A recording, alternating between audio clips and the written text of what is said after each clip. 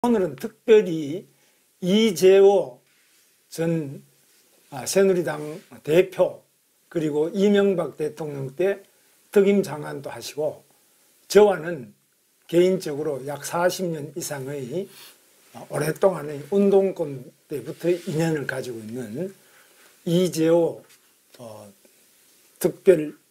특임 장관님 그리고 저희 운동권에도 선배고 정치권에는 제가 우리 당에는 제가 조금 몇 달 일찍 들어왔습니다만은 우리 당 전 대표도 했습니다. 오늘 감사합니다. 감사합니다. 예.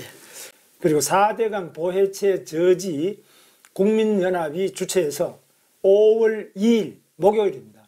5월 2일 어린이날 바로 전에 5월 2일 오후 2시에 서울역 광장에서 4대강 보해체 저지를 위한 제1차 국민투쟁 대회를 개최한다고 합니다.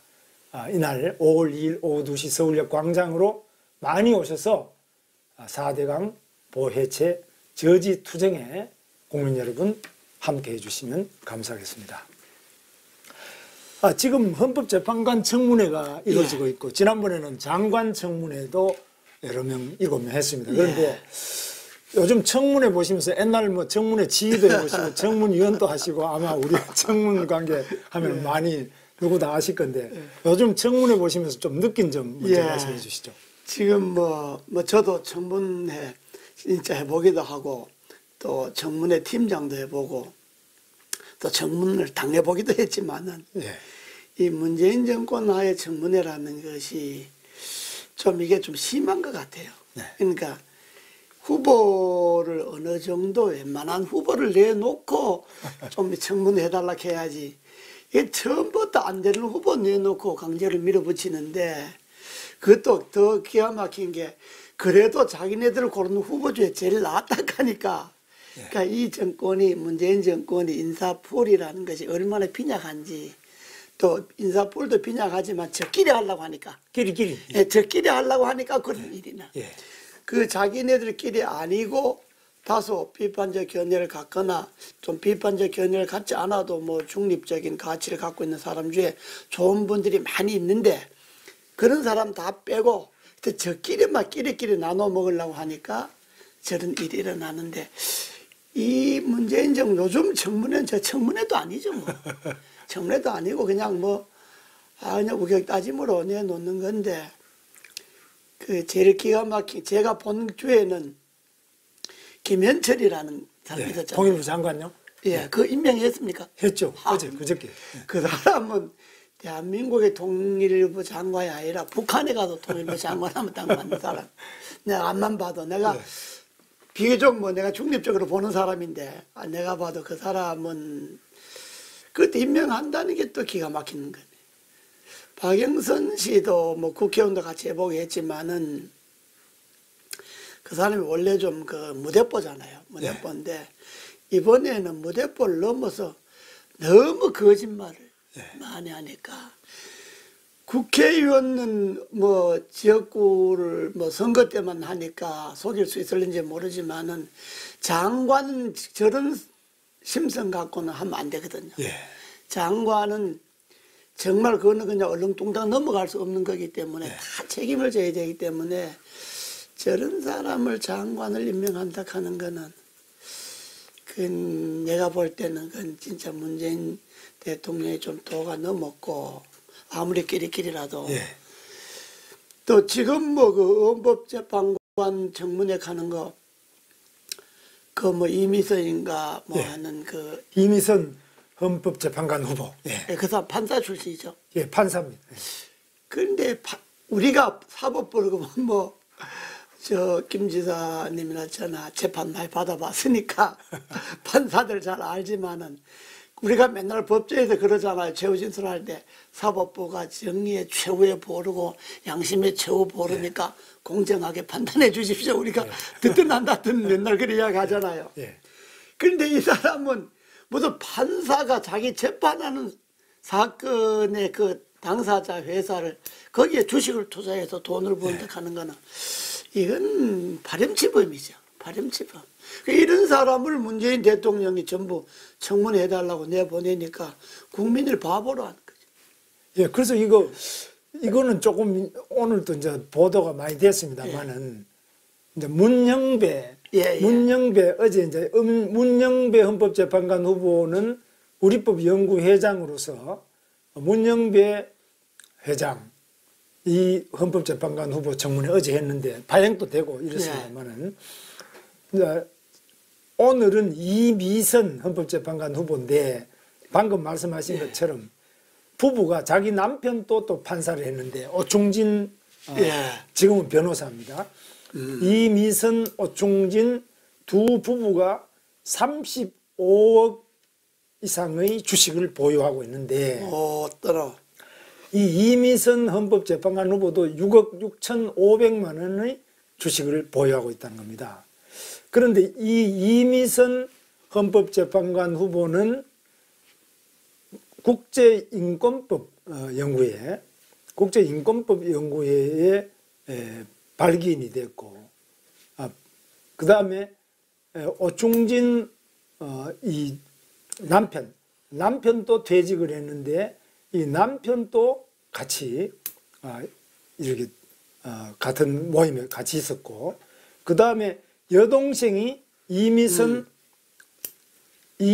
헌법재판관 후보 여동생이 민변사무차장, 그 다음에 참여연대의 출신이고 이렇게 되어 있습니다. 여동생도. 그래서 이들은 아까 우리끼리 하셨는데 이 문재인 정부를 저는 끼리끼리 정부다 이렇게. 그 다음에 운동권 끼리끼리.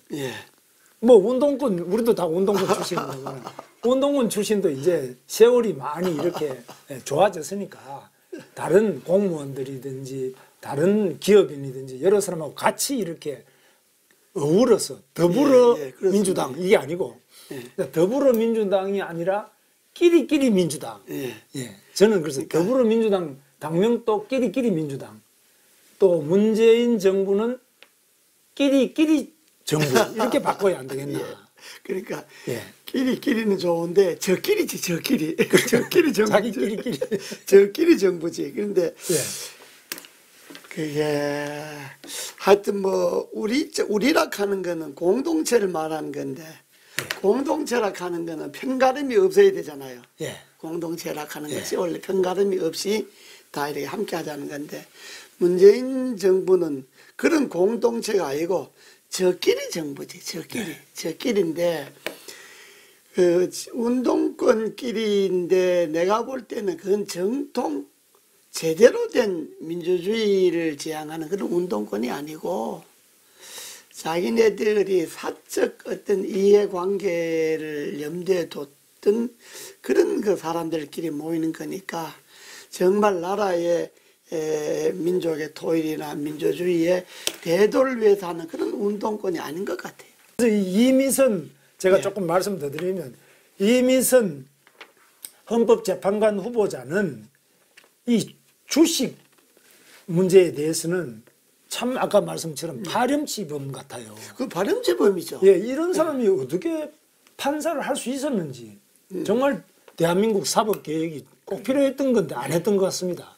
그래서 이런 사람을 골라서 뽑아내는 것이 사법개혁인데 이런 사람을 골라서 뽑아내고 헌법재판관으로 또 임명하려고 하니까 그러니까요. 이 문재인의 사법개혁은 이 파렴치범을 헌법재판관으로 임명하려고 하는 거 아니냐. 그렇습니다. 뭐 다른 걱정입니다. 다른 것도 아니고 헌법재판관인데 헌법이라는 게 소위 최고의 가치를 결정하는 나라의 정체성을 결정하는 건데 그걸 파렴치범을 갖다가 판단하라 그러니까 또 헌법재판관 하면서 또 그런 또 뭐 주식 투자 뭐 생기고 또 이익 생기는지 모르지 그래도 뭐.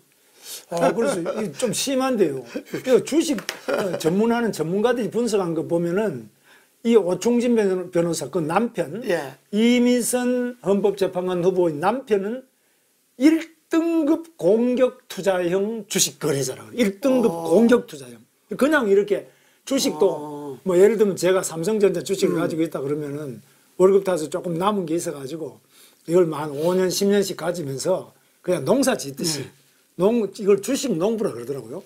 농사 짓듯이 이렇게 해놓고 뭐 한참 있다가 좀 나을 때 자기 필요할 때 팔고 이런 게 아니고 그때 이 보고 아주 1등급 공격 투자형 주식 거래자라는 거는 굉장히 리스크가 많은 예, 예. 위험 부담이 많지만은 그런 데 대해서 확실히 해서 내부 정보를 가지고 고수익을 받는 이런 투자를 하는 부분인데 그 판사 때 했다는 거 아닙니까? 문제는. 그렇죠. 판사 재직 때. 다 판사 때 하는 겁니다. 그래서 이 특허법원 판사의 재직 중에 이 특허법원에 2006년부터 2009년까지 있었는데 그때 또 김명수 현재 대법원장이 주심하고 이 오충진 판사가 배석 판사를 했다는 겁니다. 아, 진짜 저 끼리끼리네. 그래서 진짜 끼리끼리. 그래서 이번에 이렇게 이미선 대법관 후보가 이렇게 또 발탁이 된 것 자체가 김명수 대법관의 영향도 있지 않느냐. 그 남편 오충진 전 특허법원 판사. 그래서 이 법관 퇴직하고 난 뒤에도 계속 뭐 소송하면서 또 그 관련된 주식도 하고 지금 이 부인인 이미선 헌법재판관 후보는 아직까지도 그 현직에 있으면서 예. 주식을 하고. 아직 현직이 있어요. 예, 현직에 있다가 이제 이번에 발탁되면서 네, 그만두겠습니다만은. 그래서 중앙지법 부장판사, 작년에 중앙지법 부장판사를 하면서 코스닥 등록업체인 이테크 건설 이 재판을 했는데 이 민사소송입니다. 민사소송 재판을 하면서 이 주식을 이테크 건설의 주식을 1억 8,286만 원어치 보유하고 그 남편은 11억 7,484만 원어치를 보유를 해서 예.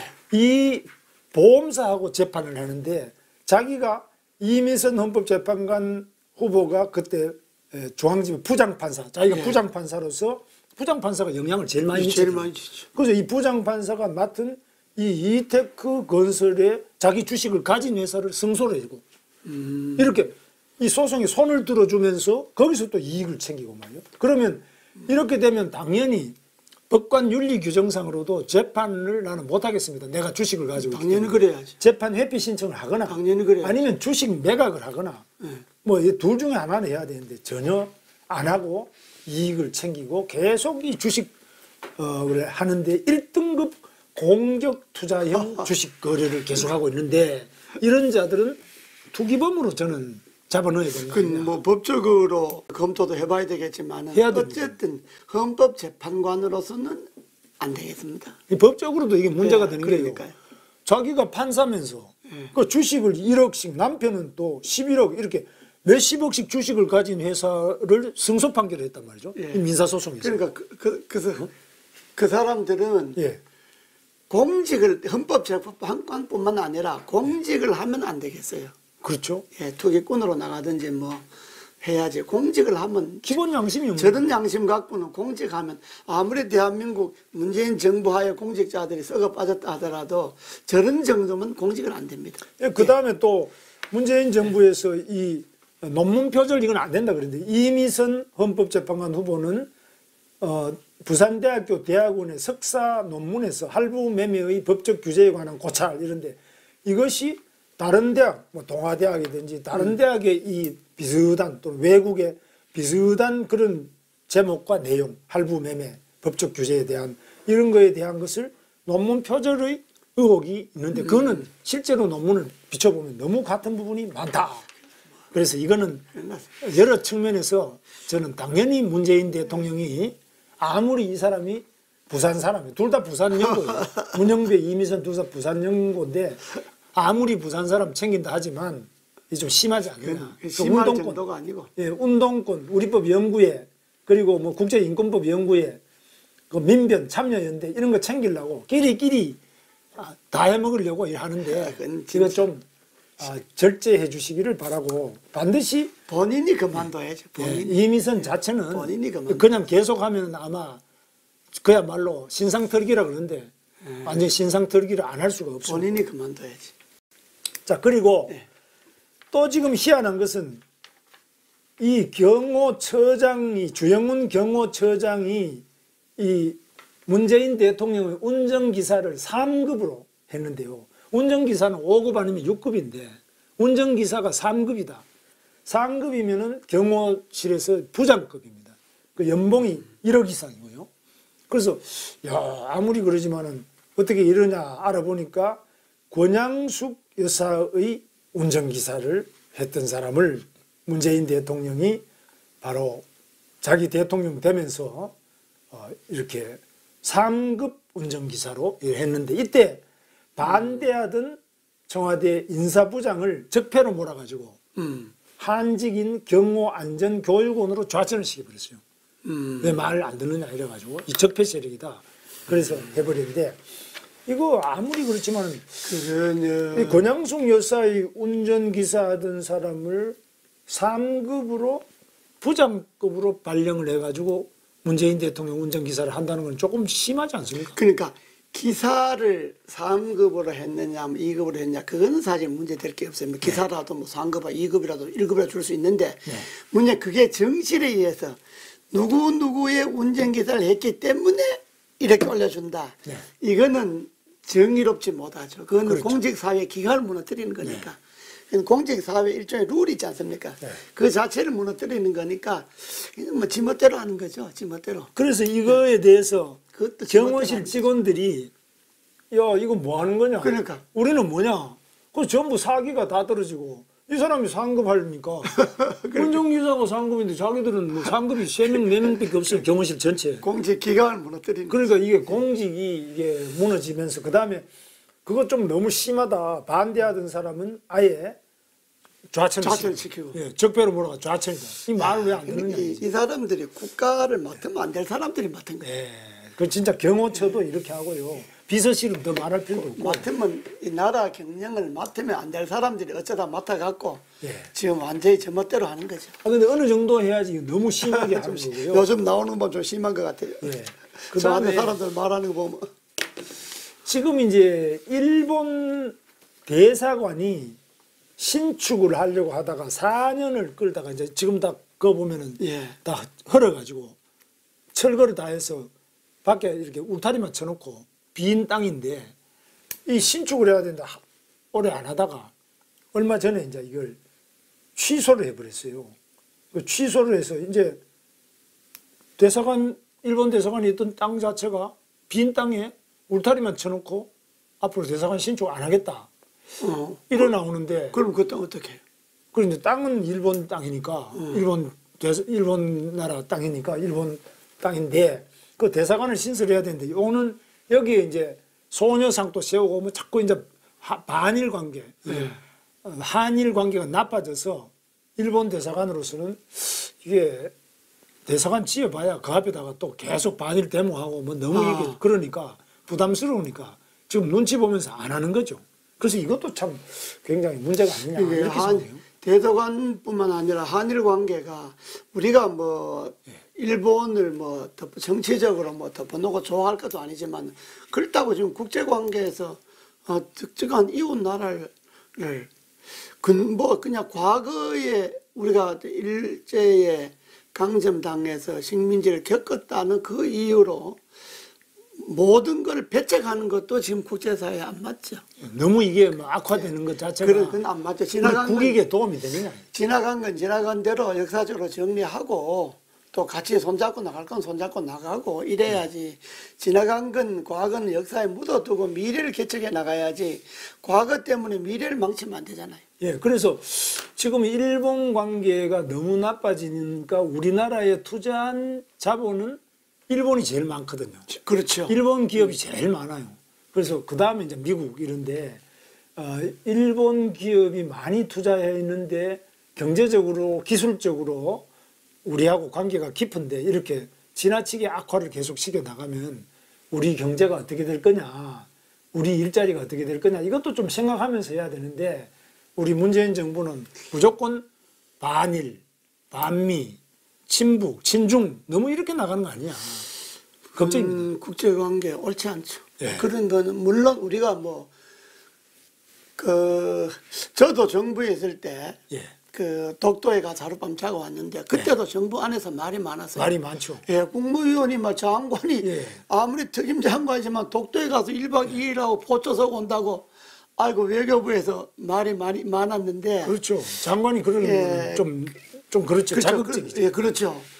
그래서 나중에 이제 제가 대통령 보고 왜 독도 우리 영토인데 안 가시냐고 그러더니 대통령도 이제 독 갔잖아요. 그 때문에 이제 한일 관계 파탄이 상당히 왔는데, 그러나 우리가 이제 역사로 정리를 하고 현실적으로 또 그 과거를 묻어가면서 또 해나갈 건 해나가고 이래야 되는데, 이 사람들은 미래는 생각 안 하고 덮어놓고 과거만 자꾸 뒤지니까 그게 아마 일본으로서도 잘한 것도 없지만, 그렇다고 일본이 우리 지금 자기네들 국력 갖고 우리인데 뭐 사사건건 치려고 그러겠어요. 네. 그것도 문제죠. 그 이명박 대통령도 당시에 대통령 재임 중에 한국령이라는 그 팻말인데 그거 가서 쓰다듬는 그렇습니다. 게 사진에 많이 나왔습니다만 그것도 말 많았습니다. 그것도 이명박 대통령도 현직 대통령이 과연 독도에 가서 뭐 못 갈 건 없지만은 그건 전적으로 제 책임이죠. 예, 그건 제가 그냥 거의 내가 독도 갔다 와서 거의 가시라고 그냥 또 우리는 또 63세대니까 예. 또 기본적으로 또 일본에 한일회담 반대. 그렇죠. 그 때문에 제적도 하고 뭐 쫓겨다녔으니까 예. 그러니까 일본에 대해서 뭐 감정이 좋지는 않았는데 네. 그래서 제가 가시라고 그래서 이제 갔는데 그것도 외교가에서는 말이 많았어요. 많죠. 예. 과연 그럼 대통령이 그 못 갈 건 없지만 그러니까 굳이 가서 물론이죠. 안 가도 되는데 굳이 가서 또 일본은 그 옆구리를 찔러가지고 가서 나쁠 것도 없지만은 그러나 외교가에서는 아예 안 가도 우리 딸인데 예. 국내 외교적으로 그 뭐 말을 일으킬 필요 있냐 그것도 말씀이 많았어요 그때. 그건 좀 저는 당시에 예. 꼭 저렇게 자극을 시킬 필요 있느냐. 그래서 가만 놔놓아도 우리 땅인데 그렇습니다. 그놈을 코태어 가가지고 자꾸 건드리니까 일본이 또 한마디 하고 마치 분쟁 지역 비슷하게 그런 확실히 우리 땅인데. 그런 견해도 있었어. 네. 예, 그건 뭐 지나놓고 보면 그런 견해도 있었어요. 그 다음에 이제 KBS가 산불 보도는 안 하고 김재동이 이제 그 방영을 하다가 네. 산불 날리고 난 다음에 4시간 이상 지나가지고 겨우 첫 보도를 하는데 KBS가 국민의 방송, 국가 재난 방송. 예. 그럼 재난 방송이면 제일 중요한 게 속보성. 빨리 보도해야 돼. 재난 빨리 해가지고 뭐 도망을 가든지 뭐 가서 불을 끄든지 뭐 둘 중에 하나를 해야 되는데 이런 점에서 KBS가 저는 재난 방송의 자격이 없다. 이렇게 보고 있는데 문재인 대통령이 보니까 어제 이 KBS 산불 보도 자체가 너무 소홀하고 늦지 않느냐 이렇게 한마디 했는데 이건 좀 더 세게 이야기해야 될 것 같아요. 그 세게 이야기할 정도가 아니라 전 요즘 KBS 잘 안 봅니다만은 요즘 문재인 정부 들어서서 KBS는 저렇게 하려면 없애는 게 낫습니다. 예. 국영방송 저렇게 하려면요 세계 어느 나라의 국영방송 공영방송이 지금 KBS처럼 하는 게 어디 있습니까? 예. 저건 없애는 게 낫습니다. 저도 같은 KBS가 재난 방송에 뭐 10분 늦었다, 뭐 5분 늦었다 하는 몰라도 4시간 늦게 재난 방송 한다 하는 저는 국영방송이 아니죠. 저도 이제 이렇게 저는 없애야 됩니다. 저도 이런 사건이 터지면은 제일 먼저 들어보는 게 KBS 들어보면 아예 뭐 그 놀고 뭐 만담하고 뭐 희희낙낙 이거예요. 요리하거나 이러고 있고 그래서 보는 게 제일 먼저 보는 게 연합뉴스 TV. 예. 그걸 계속 하루 종일 방송 그죠. 하는데 YTN. 뉴스만 해요. 연합뉴스 방송 아니면 YTN 뭐 이런 거 보는데 그거는 하루 종일 뉴스를 하니까 정보도 못한 밑에 자막이라도 뭐 속보 이래가 하잖아요. KBS는 그것도 없어요. 전에는 무슨 일 나면 사람들이 제일 먼저 KBS 원보죠. 그 국영방송이니까 거기서 제일 빨리. 지금 KBS는요. 저는 저런 건 없애는 건 낫는데 안 없애니까 국민들이 시청료를 안 내야 됩니다. 무조건. 안 내려고 그래도 이게 이제 통합 징수돼서 그렇죠. 전기 요금 뭐 이런 거 하고 통합 징수돼서 저걸 참 어떤 국회에서 처리를 해야 되는데 우리 있을 때도 그걸 못 했는데 어쨌든 KBS 지금처럼 하면요 국민들이 안 보는 게 수예요. 있든 없든 저끼리 하든 말든 안 봐버려야지.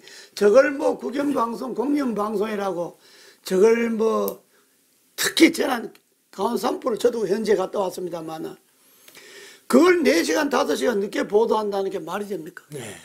그래서 그걸 놓고 또 국가 재난 방송이다 이렇게 말하는데 그건 말도 안 돼. 그건 참 너무 앞뒤가 안 맞는 그 말은 국가의 재난을 가져오는 방송이지.